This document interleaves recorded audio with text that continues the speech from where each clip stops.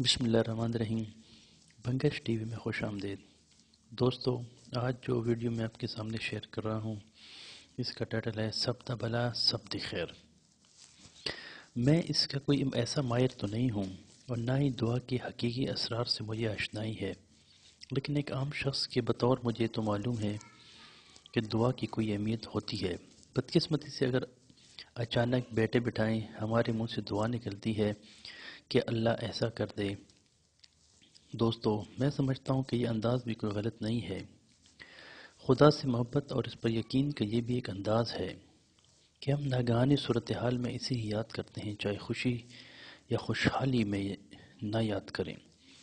فرض کریں ہم نے شیشہ پکڑا ہوا ہو اور وہ ہمارے ساتھ ہاتھ سے اچانک گرنے لگے، تو جو بھی پاس کھڑا ہوا ہوگا وہ ضرور کہے گا اللہ خیر۔ اس کے بعد ڈانٹ ٹپٹ کرے گا کہ اندھا ہے، سنبھال کر اور مضبوطی سے کیوں نہیں پکڑا۔ ہماری بڑی بوڑھیوں میں یہ بات بڑی تھی کہ ہر وقت خدا سے خیر طلب کرتی رہتی تھی۔ یہ بھی دعا کا ایک اپنا انداز اور نرالا انداز ہے۔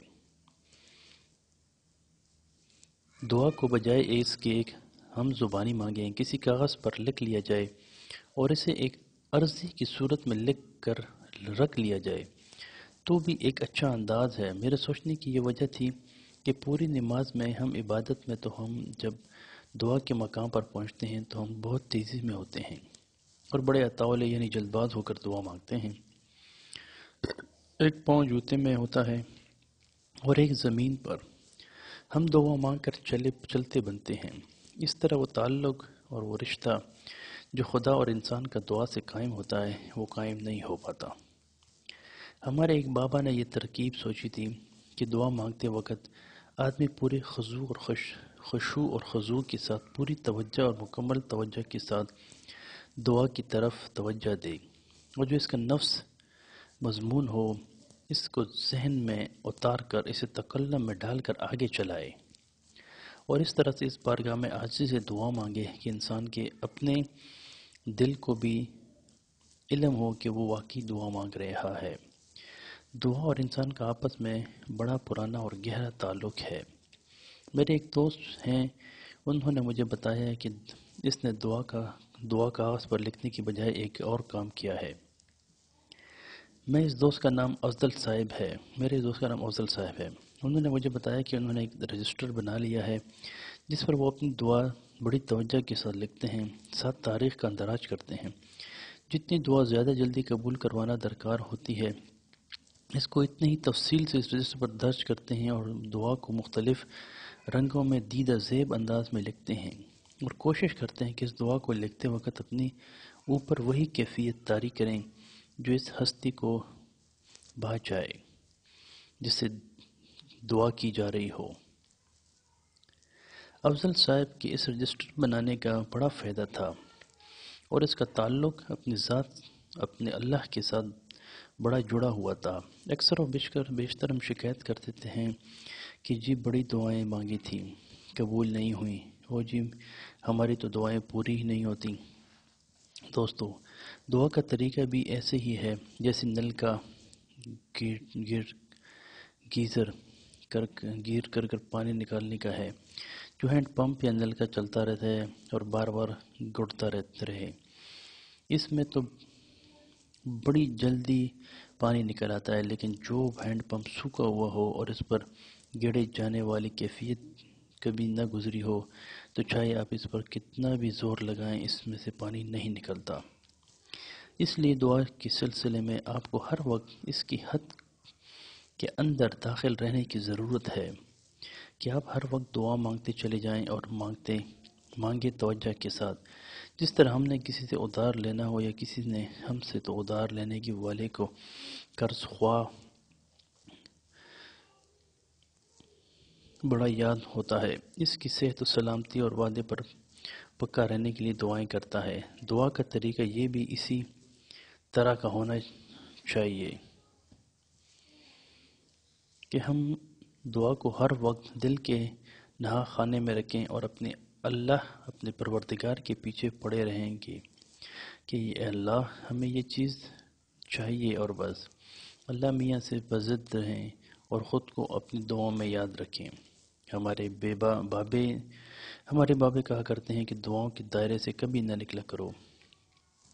اگر اپنے لیے دعا نہیں کر رہے اور آپ پر خدا کی بڑی مہربانی ہیں تو خدا کے لیے دوسروں کے لیے دعا کرتے رہا کریں۔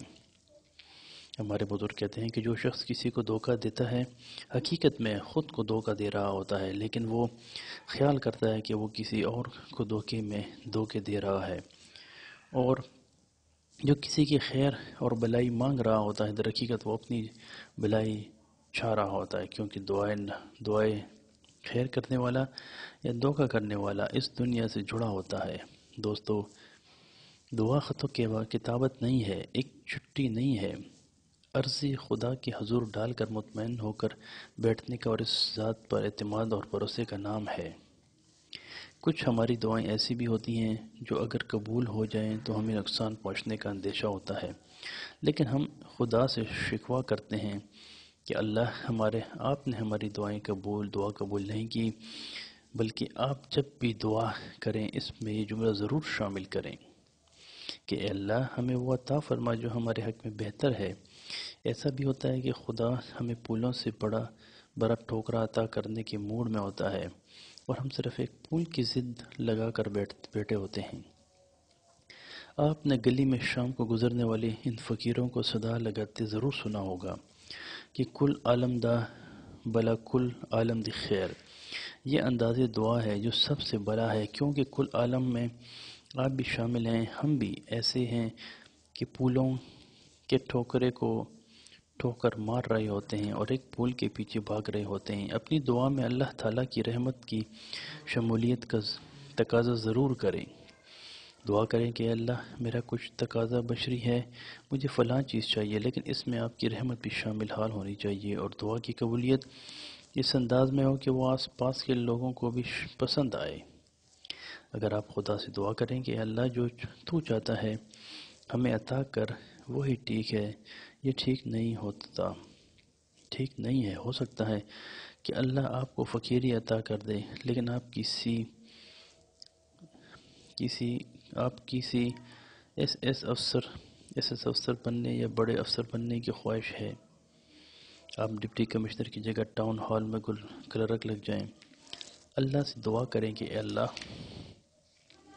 مجھے ڈپٹی کمشنر بھی بنا دے، اور پھر ویسا نیک بھی رکھ کہ رہتے دنیا لوگ مجھے یاد رکھیں کہ وصف کی اس کو ایک بڑی مشکل درپیش تھی، بڑے اختیارات حاصل تھے، لیکن وہ نیک اور دیندار ضلع ناظم تھا، اور وہ اپنے منصب پر پورا اترتا ہے۔ ایک بات آپ ہمیشہ ذہن میں رکھیں، اور مجھے یہ بات میرے بزرگوں نے بتائی ہے، میں تو اس بات پر اس طرح یقین نہیں کر پاتا، لیکن مجھے معلوم ہے کہ آپ پڑھے لکھے اور خدا کی ذات پر بھروسہ کرنے والے بچے ہیں۔ آپ ضرور اس پر یقین کامل رکھیں گے کہ دعا بذات خود ایک بڑی نعمت اور دولت ہے۔ یہ معمولی سا لفظ اپنے اندر بڑی وسعتیں سموئے ہوئے ہیں۔ دوستو، دعائیں ایک مناسب اور ٹھیک وقت پر قبول کی جاتی ہیں۔ آپ دعا کو خدا کے لیے کبھی معمولی نہ سمجھیں، یہ پروردگار سے رابطے کا ایک سب سے مؤثر ذریعہ ہے۔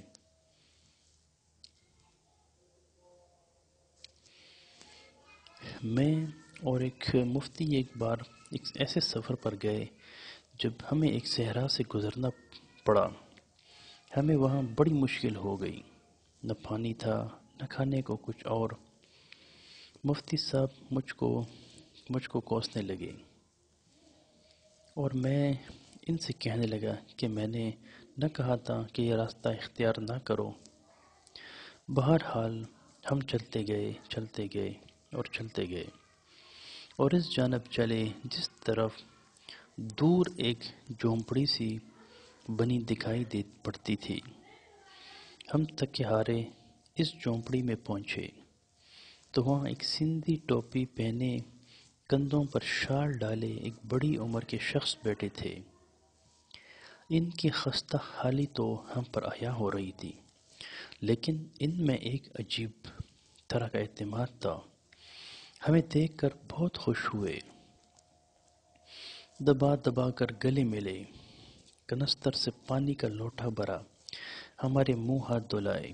ان کی جھونپڑی میں ایک صف سی بچھی ہوئی تھی، اس پر ہمیں ایسے بٹھایا جیسے وہ ہمارا انتظار کر رہے ہوں۔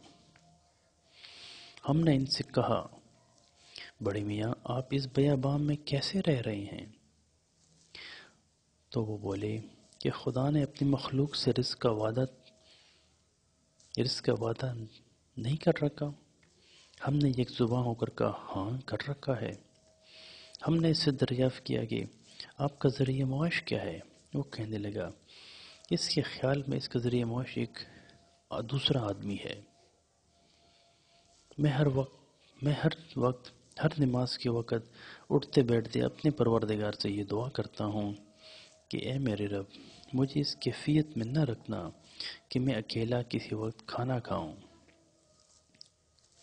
آپ مجھے اپنی رحمت کرنا، اور جب بھی کھانے کا وقت ہو تو دوسرا تیرا بندہ بھی ہو جس کے ساتھ بیٹھ کر میں کھانا کھاؤں۔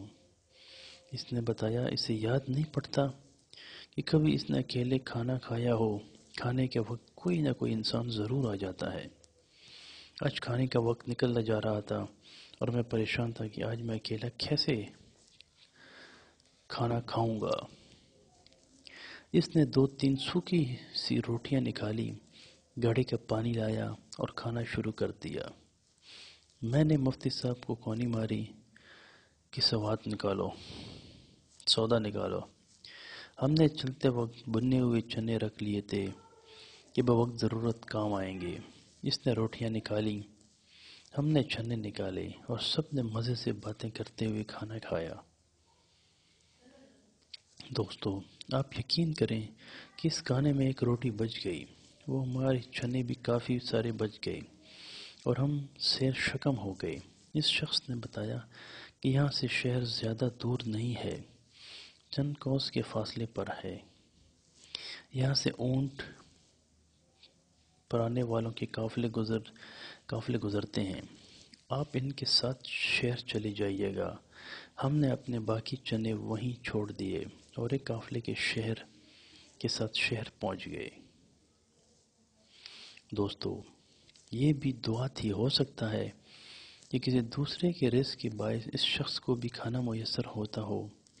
مفتی مجھ سے کہنے لگا کہ یہ شخص بڑا سیانہ ہے، کسی کے لیے دعا مانگتا ہے اور کھانا خود مزے سے کھاتا ہے، اور ہم بس اپنے لیے ہی دعا کرتے ہیں، پھر بھی بھوکے مرتے ہیں مسکراتے ہوئے۔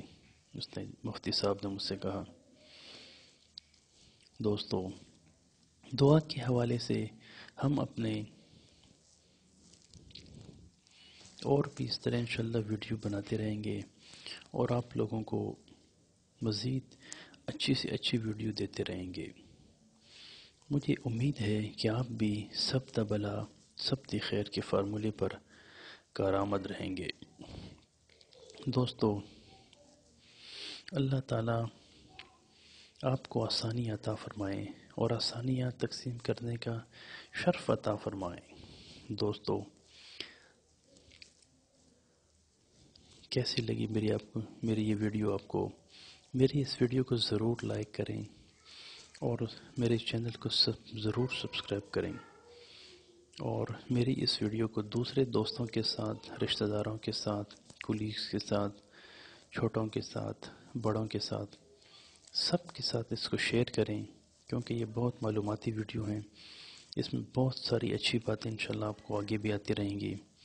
اور ہاں، بیل کے نشان کو ضرور